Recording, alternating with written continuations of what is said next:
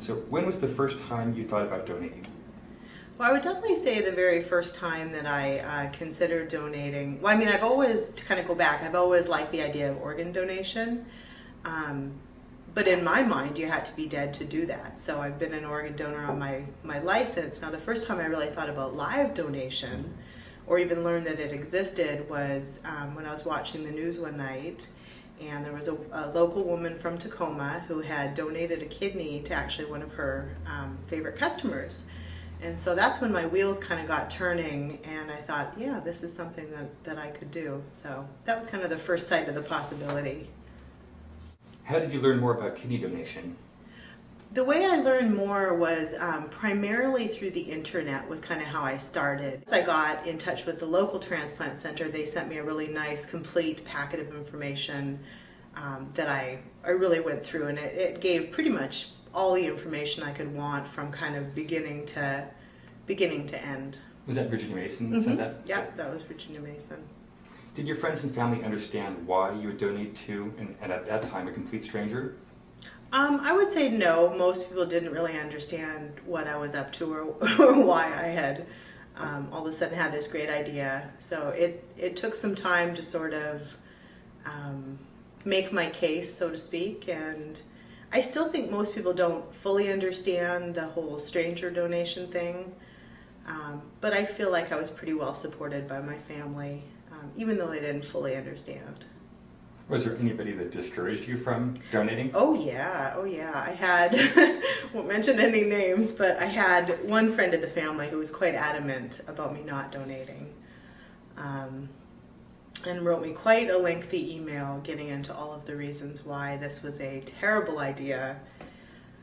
And I have to say, like, at first I was pretty hurt. I felt hurt, I felt discouraged, but in the end, looking at that, I was like, it made me want to do it more. It made me know, no, I don't feel those ways, and it kind of contrasted for me what I really wanted to do. It was like, she has all her reasons, but I still had all my reasons why I wanted to do it. So ultimately, even the naysayers sort of helped me to get more clear on the fact that I definitely was going to do it.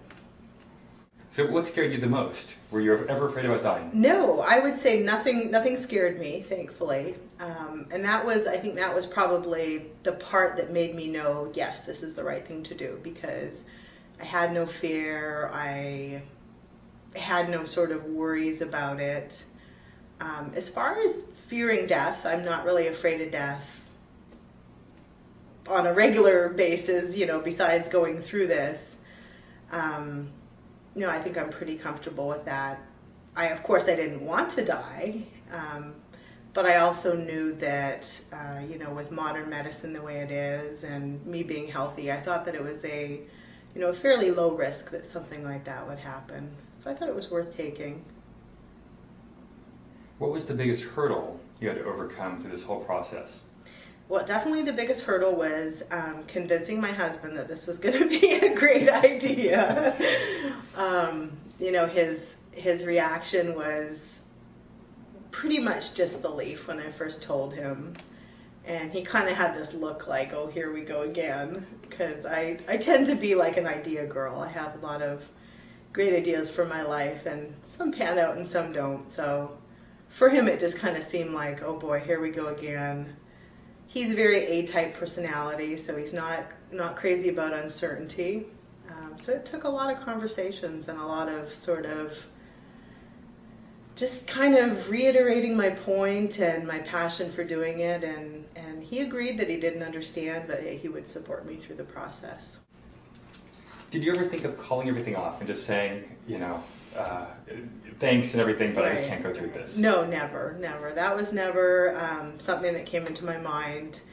At one time, my husband was going through some health issues, so we kind of had to slow the process down. I think it was probably, I don't remember exactly, maybe about 3 weeks that we kind of just took a little breather, had some lab testing done on him, and once we were kind of in the clear and knew he was okay, we just jumped right back in and got it going again. So talk about the procedure. What was your transplant day like? What did you go through?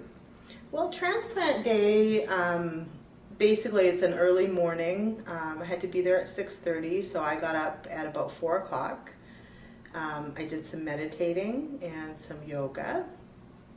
And just basically contemplated a little bit, kind of all the hard work and all the time that had passed, all the hard work we had done to get to that point.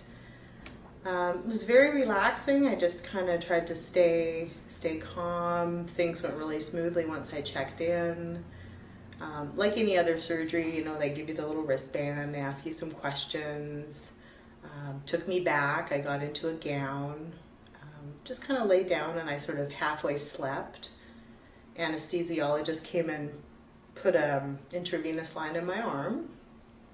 And then before I knew it, they were wheeling me back into the operating room. And so you were awake. They put me under there in the preparation I got to room. see the room. It was really cool, and they were kind of explaining what they were going to do. We're going to lay you on your side. We're going to put a pillow between your knees, and we'll put a catheter in. And so they just explained that a little bit to me, and they actually added an additional IV there too, I guess, for emergency, in case something was to happen in the surgery.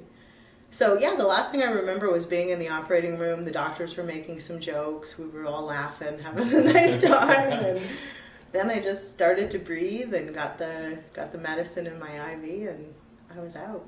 Yeah, and then you woke up and everything was over?